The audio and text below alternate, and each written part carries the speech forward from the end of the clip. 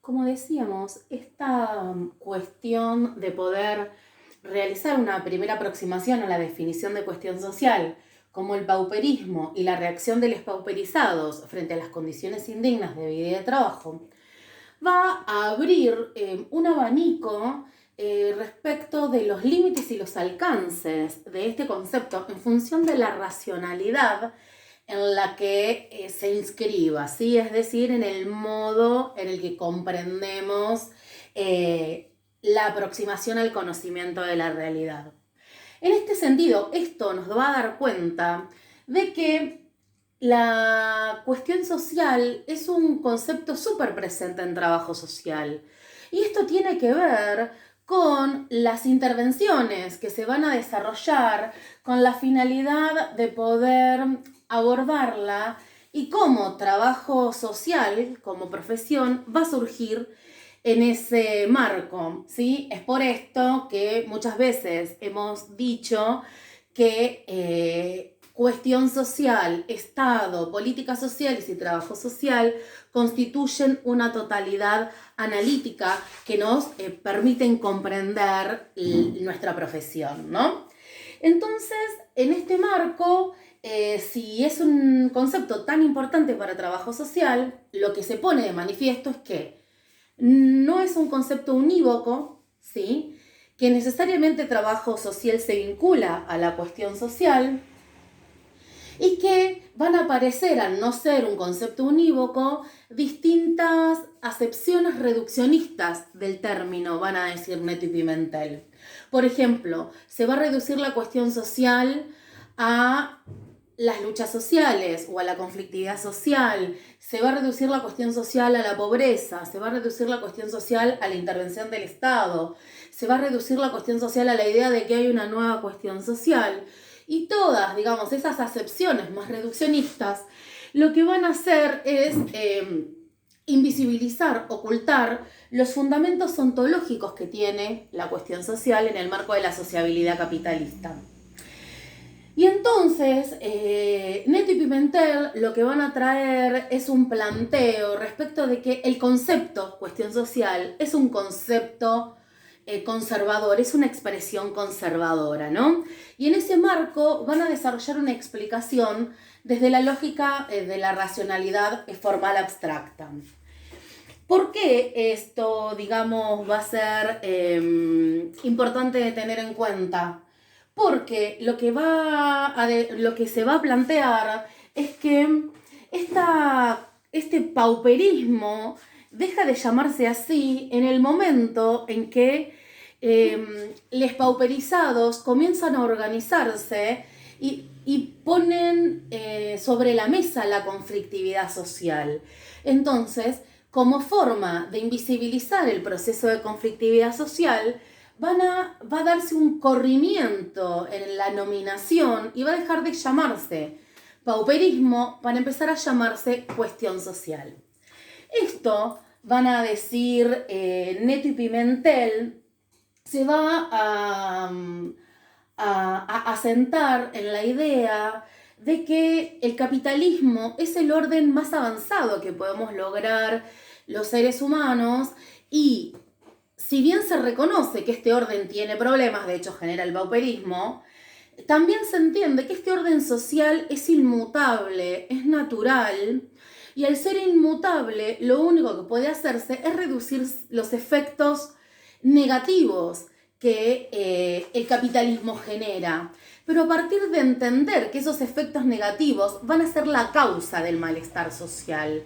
Es decir, todas las expresiones, todos los efectos en la vida cotidiana de la lógica de acumulación capitalista van a ser entendidas no como efectos, sino como causas que deben ser tratadas como tales, ¿no? Y es ahí donde va a aparecer la idea de que hay problemas sociales y que cuanto más podamos volver específica la identificación de ese problema social, más específica va a ser la intervención que se realice sobre él, ¿sí? Entonces, esto lo que va a generar es que esto empiece a llamarse cuestión social.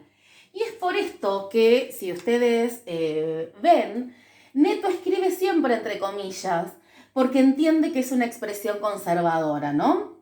Entonces, ¿qué nos va a decir la racionalidad formal abstracta en torno a la cuestión social? Nos va a decir que el orden social es natural, ¿sí? Y que contra esto no podemos hacer nada, que sobre lo que podemos intervenir es sobre los efectos negativos, ¿sí? ¿Cómo vamos a intervenir sobre esos efectos negativos? ¿Sí? ¿O cómo se va a intervenir? De una forma neutra, técnica y acotada.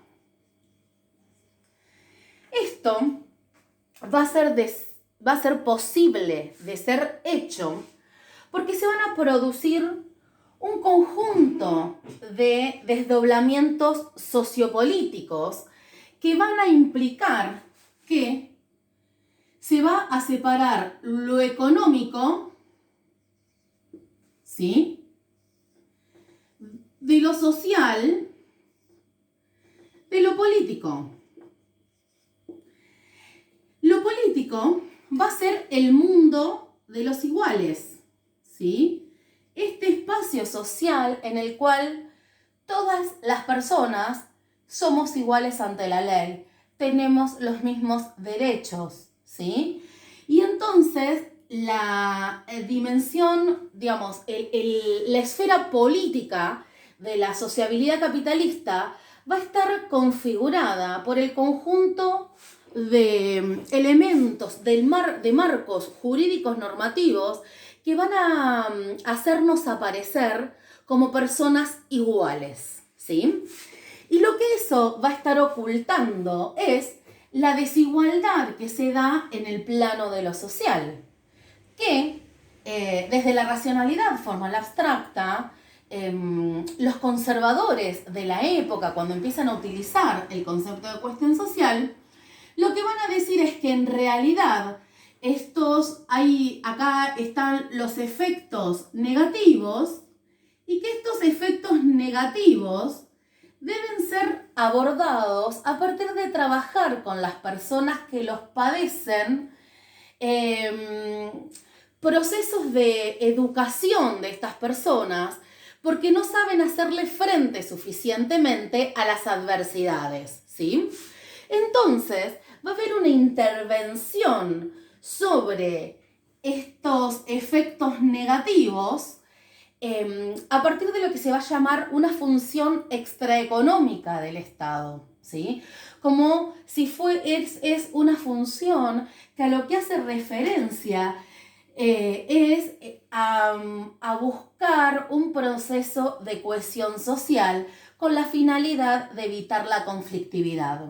Pero esta función, que es absolutamente necesaria para el orden de capital, va a tener una apariencia de neutralidad técnica, donde lo que se va a escindir es que esta situación de desigualdad real que se va a contraponer a esta igualdad jurídica tiene que ver con la dinámica económica de nuestra sociedad.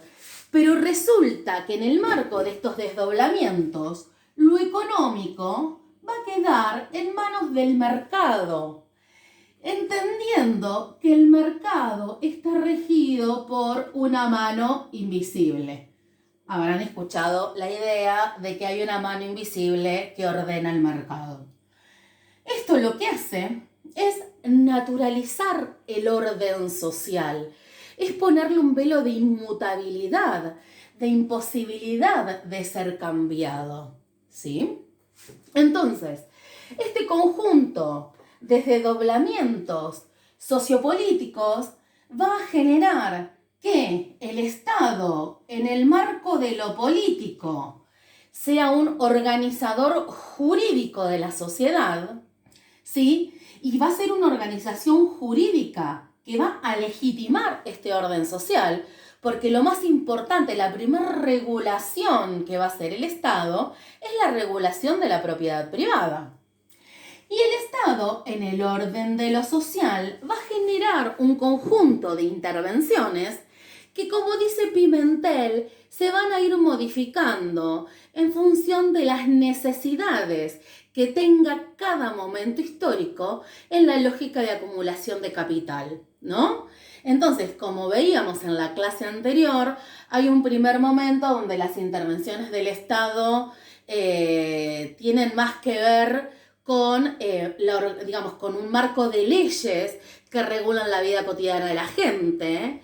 Hay un proceso en el cual se violenta a las personas a que se trasladan del campo a la ciudad y paulatinamente la reacción de les pauperizados de forma organizada como clase, es decir, esta reacción de les pauperizados, va a generar que el Estado intervenga con una función extraeconómica aparente, que es la de generar la cohesión social, con la idea de que vivimos en una sociedad que es un cuerpo y que todas las partes tienen que funcionar bien para que la sociedad funcione bien. Para que estos desdoblamientos se instalen como lógica de comprensión de la cuestión social, desde la racionalidad formal abstracta, ¿no? Que es la racionalidad hegemónica y es la racionalidad de la burguesía, ¿no? Van a decir Lukács, Neto, Pimentel, Gianna Mallardi, se dan una serie de procesos en torno a la cuestión social. Y podemos identificar 4 que los autores que hemos trabajado hasta el momento plantean, por ahí no los plantean todos, plantean algunos y no otros, pero nosotros acá vamos a intentar abordar los 4 porque ya Gianni y Mallardi hablaban de la naturalización, la deseconomización, Neto habla de la naturalización y la moralización, también se habla de la despolitización. Entonces vamos a traer estos 4 para poder explicitar qué es lo que genera este proceso, ¿no? Que es un proceso que, como decíamos, la racionalidad formal abstracta opera sobre la cuestión social. Y dijimos que son la naturalización, la moralización, la despolitización y la deseconomización. Por supuesto que este proceso de escisión que se genera, estos desdoblamientos que se generan en torno a la cuestión social, son distinguibles analíticamente, pero se entienden como una totalidad. Aparecen los 4 en la realidad, ¿no? El proceso de naturalización de la cuestión social, como decíamos recién, tiene que ver con el planteamiento de que este orden social es un orden social inmutable. Es decir, se quita de la escena de la comprensión el accionar humano transformador que tenemos las personas organizadas en grupos sociales, ¿sí? Y pasa a entenderse que este orden es un orden natural y que se puede explicar desde esa lógica. Entonces, no hay un orden social mejor que este, este es el mejor posible que podamos lograr y que puede ser mejorado en los marcos de este orden, y por eso hay que atacar los efectos negativos que genera. Y esta naturalización viene de la mano, en el marco de los sectores dominantes, en los orígenes de este concepto de cuestión social, tanto de los sectores confesionales, ¿sí? Como protestantes y católicos, como de los sectores laicos, ¿no? Los filántropos organizados y como intelectuales pertenecientes a la ideología burguesa. ¿Y qué van a decir?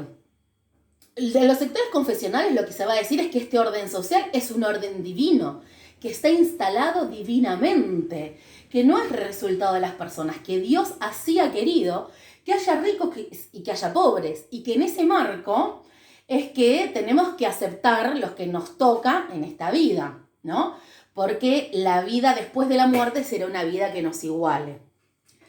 Y los sectores laicos lo que van a plantear es que la sociedad es un cuerpo, y como un cuerpo a cada cual le cabe una función y que no hay que quejarse de esa función, ¿sí? Entonces, esto, tanto una explicación, digamos, como la otra, lleva a entender que esta sociedad es natural, y si es natural no se puede cambiar. Entonces empezamos a encontrar algunas afirmaciones del estilo, hay sectores sociales que tienden a la anomia, que son conflictivos, que no se adaptan, pobres hubo siempre, el instinto materno, empiezan a aparecer, algunas ideas que están recontra vigentes hasta nuestros días, porque la cuestión social no se fue, la lógica causal de la cuestión social no se ha modificado, así que no hay una nueva cuestión social, ya les cuento el final de la película a esta altura de la clase. Entonces, digamos, pero va a generar fuertemente esta idea de que es natural que haya desigualdades y que lo que hay que hacer es ayudar a las personas a que transiten de mejor manera esas desigualdades cuando las padecen, ¿sí? El proceso de moralización de la cuestión social es un proceso que lo que va a hacer es a instalar, desde los sectores dominantes, se va a instalar un planteamiento del deber ser. Como si dijéramos los mandamientos de la sociabilidad capitalista. Bueno, ¿qué es el deber ser? Entonces, ¿qué plantea el deber ser? El deber ser plantea que para ser una buena persona hay que esforzarse y ser trabajador y trabajar muy duro, porque al que madruga Dios lo ayuda. Se va a plantear que para ser una buena persona hay que constituir una familia como se debe, es decir, nuclear, monogámica, heterosexual, ¿sí? Que hay que tener hijos y que la responsabilidad de las mujeres es criar a esos hijos y que sean limpitos y educados, ¿sí? Bueno, hay un conjunto de planteos en el marco del universo de sentidos que establece la sociabilidad capitalista y que van a cuajar en el andamiaje político-jurídico que va a legitimar esta dinámica de producción y reproducción de las relaciones sociales, ¿sí? Entonces, eso lo que va a hacer es a delinear, a orientar cuáles van a ser el motus de la finalidad, el sentido de las intervenciones frente a estos efectos negativos que aparecen, ¿sí? El proceso de despolitización de la cuestión social, ese es este proceso que traíamos recién cuando explicábamos esta separación entre lo social y lo político como intervenciones separadas del Estado y como si supuestamente el mercado estuviera regido por una mano invisible donde el Estado no tiene nada que ver, y hace referencia a correr el proceso de lucha de clases, ¿sí? Este proceso de conflictividad que caracteriza la sociabilidad capitalista, y ponerlo en términos de la necesidad de trabajar de una forma científica, ¿sí? Técnica, como si lo técnico y lo científico no tuviera una orientación política, ¿sí? Entonces, este proceso de despolitización tiene que ver con quitar el velo de las relaciones de poder que estructuran nuestra sociabilidad y cómo esas relaciones de poder permean la lógica de forma permanente la lógica de organización societal, ¿sí? Eso queda invisibilizado a partir de las supuestas intervenciones técnicas y neutras que va a desarrollar el Estado. Y el proceso de deseconomización de la cuestión social tiene que ver con empezar a pensar que los problemas sociales no tienen nada que ver con el mundo de la producción y de la explotación del trabajo. ¿Sí? Es decir, que en este proceso donde se separa lo político de lo social, va a poner en evidencia que la reproducción de las personas es un problema de responsabilidad de las personas. Y si las personas no trabajan lo suficiente, ¿sí? o no trabajan, es porque no quieren progresar. Entonces, se va a poner un conjunto de argumentos más del relativismo cultural o más de la estructura de personalidad de las personas, y se va a deseconomizar, se va a quitar de la cadena de análisis este proceso por el cual las condiciones materiales de existencia son constitutivamente desigual porque están en la base misma de cómo se estructura nuestra sociabilidad. Estos 4 elementos, ¿sí?, de desdoblamiento de la cuestión social, lo que van a terminar generando es un proceso de fragmentación de la cuestión social en problemas sociales. Es decir, lo que va a ser la racionalidad formal abstracta es eliminar los fundamentos de la sociabilidad capitalista. Hay un ejemplito muy sencillito que es el ejemplo de la refracción, que les invito a que hagamos juntos. Ahora vamos a parar el video para que yo pueda ir a buscar las cosas, y mientras tanto ustedes búsquense un frasco de vidrio, pónganle agua hasta la mitad y busquen un lápiz o un sorbete o algo sobre la mesa. Así hacemos este ejercicio que nos demuestra cómo se fractura la cuestión social entre las causas ontológicas de la misma y las expresiones en las que se manifiesta y que van a ser llamadas por el Estado problemas sociales.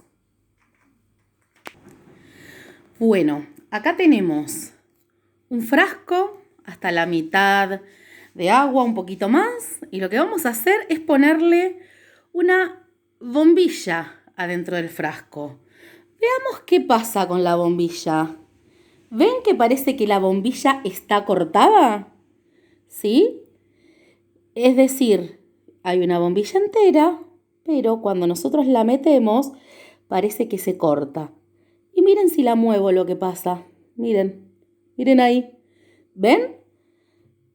Este es el proceso que se conoce con el nombre de separación entre las expresiones de la cuestión social y sus fundamentos.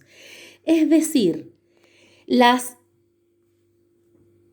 los fundamentos de la cuestión social, ¿sí?, quedan invisibilizados, aparecen recortados, desguazados de las expresiones, ¿sí?, que sería la parte de arriba de la cuestión social, y que ante las intervenciones del Estado van a pasar a ser llamados problemas sociales. Es decir, se van a identificar dificultades para la satisfacción de necesidades de grandes masas de población, pero en distintos aspectos.